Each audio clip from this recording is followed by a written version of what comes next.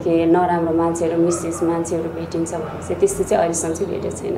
भर्खर स्टार्टिङ गरेको कलाकार चाहिँ कलाकारै होइन, अनि जुन नेपालबाट गएको मात्रै कलाकार हो भन्ने कुरा गर्नुहुन्छ, त्यसको लागि चाहिँ थोरै चित्त दुख्छ।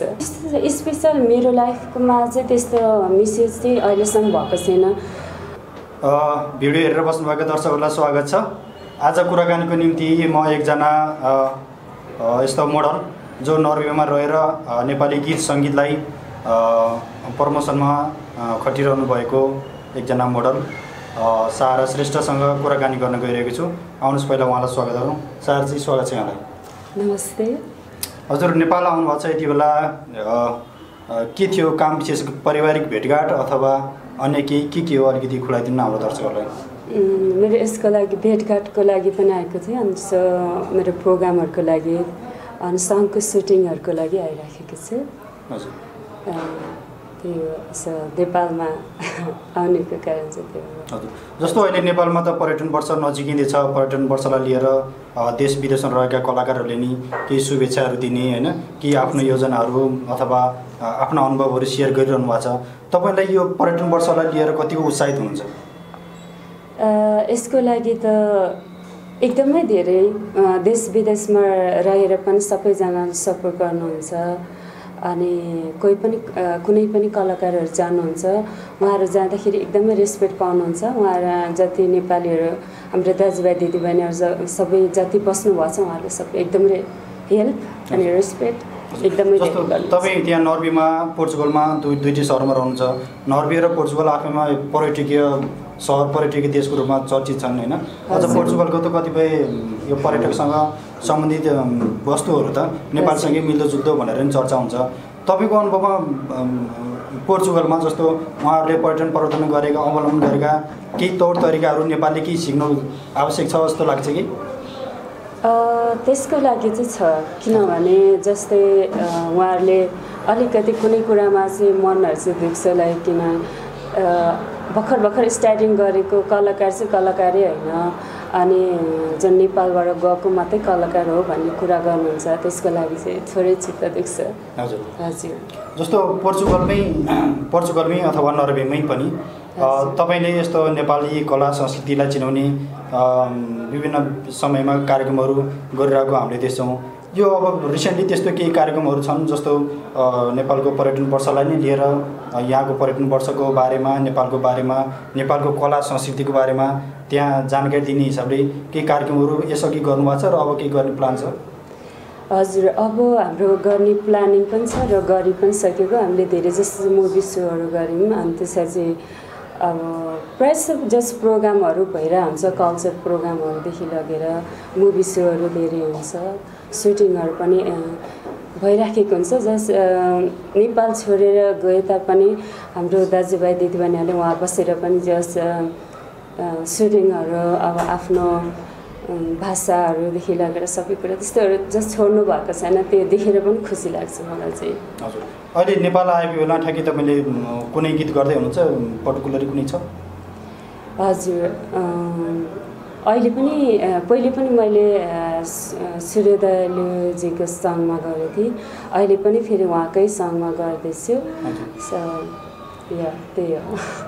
जस्तो यसो अगाडिका तपाईँले मोडलिङ गरेका गीतहरू यसो एक दुईवटा सम्झिदिनु कुन थियो? फर्स्ट टाइम मैले मोडलिङ गरेको थिएँ सत्य स्वरूपजीको, सेकेन्ड टाइम गरेको सूर्योदयको चाहिँ मैले धेरै सङ्गहरू गरेँ, दुई तिनवटा कन्टिन्यू गरेँ। अनि एउटा ललिताजीकोमा गरेको छु, उहाँको घर चाहिँ दार्जिलिङ। अनि त्यसपछि बाबुराम भुसेल उहाँ पनि उतै बस्नुहुन्थ्यो, उहाँको गानी गरेँ यसरी सबै। जस्तो पछिल्लो समय नेपाली चलचित्रहरू, नेपाली म्युजिक भिडियोहरू पनि युरोपका विभिन्न सहरहरूमा सुटिङ गर्ने प्रचलन बढिरहेछ। हालै पनि तपाईँहरू एउटा म्युजिक भिडियोको सुटिङकै क्रममा केही कानुनी झन्झटहरू बेहोर्नु परेको मैले सुन्नमा पाएको थिएँ। त्यो के थियो, अलिकति के गर्नुपर्ने रहेछ, सतर्कता अपनाउनुपर्ने कुराहरू के रहेछ, अलिकति सेयर गरिदिनु, जो हाम्रा दर्शकहरू अथवा हाम्रा सिनेकर्मीहरू पनि त्यहाँ जाँदाखेरि त्यो खालको झन्झट, त्यो खालको झमेलामा नफसुन् भनेर मैले तपाईँलाई यो प्रश्न गरेको। हजुर अफकोर्स म यो बारेमा चाहिँ म सेयर गर्न चाहन्छु, किनभने उहाँ चाहिँ एकदम स्ट्रिक्ट कन्ट्री छ नर्वेमा। सबैभन्दा मेन चाहिँ पोर्चुगल, बेल्जियम, स्विडेन त्यतातिर चाहिँ त्यस्तो खासै स्ट्रिक्ट छैन। हजुरहरू उहाँ गएर हामीहरू पनि गएर भिडियो लिन सक्छौँ, कुनै पनि केही पनि गर्न सक्छौँ। तर ठुलो ठुलो सुटिङहरू छ भने चाहिँ हामीले अथोरिटी माग्नुपर्छ त्यहाँ गएर। तर सबैभन्दा मेन चाहिँ नर्वेमा एकदमै स्ट्रिक्ट छ देश। अनि त्यस कारणले गर्दाखेरि हामीले भिडियोहरू खिच्दाखेरि पनि अथोरिटी लिने, अनि त्यसपछि प्लस भिजा हुनुपर्छ। त्यहाँको पासपोर्ट बिना र बिना चाहिँ हामी त्यहाँ जान पाउँदैन। गए तापनि भिजा भए तापनि हामीले चाहिँ त्यहाँ अथोरिटी लिनुपर्ने कारण हुन्छ जस्तो सुटिङहरूको लागि। त्यस कारणले गर्दाखेरि हजुरहरू यदि बाइचान्स आउनुभयो भने पनि खबर गर्नुहोस्, म त्यही ठाउँमा हुन्छु। अरू हाम्रो गङ्गाजी पनि त्यही ठाउँमा हुनुहुन्छ। र जस्तो गङ्गाको नाम लिएर गङ्गा नेपुलजी तपाईँको त्यो भिडियोको निर्देशन उहाँले गरिरहनु भएको थियो। उहाँ चाहिँ उहाँको पासपोर्ट पोर्चुगलको थियो होइन, मतलब नर्वेकै पोर्चुगल भएन भने के कारणले उहाँलाई थुनेको त्यो बेलामा के हो? हजुर त्यस्तै भयो। लाइक उहाँसँग भिजा थियो। भिजा कस्तो थियो भने अब जस्तो 1 इयर 2 इयरको भिजा, फर्स्ट टाइम 1 इयर 2 इयरको भिजा हुन्छ।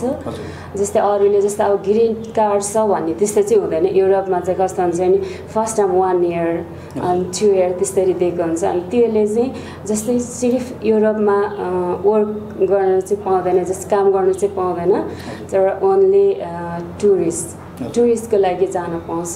टुरिस्टको लागि जाँदाखेरि पनि हामीले कुनै इन्फर्मेसन लिनुपर्छ कि म यसको लागि आएको, जस्तै अब भिडियो गर्न आएको, टुरिस्ट घुम्नको लागि आएको हो त्यस्तो भन्नुपर्छ। अब त्यो चाहिँ कस्तो समय नै हाम्रो त्यो मिलिराखेको थिएन। त्यस कारणले गर्दा अति दुःख पनि लागेको थियो।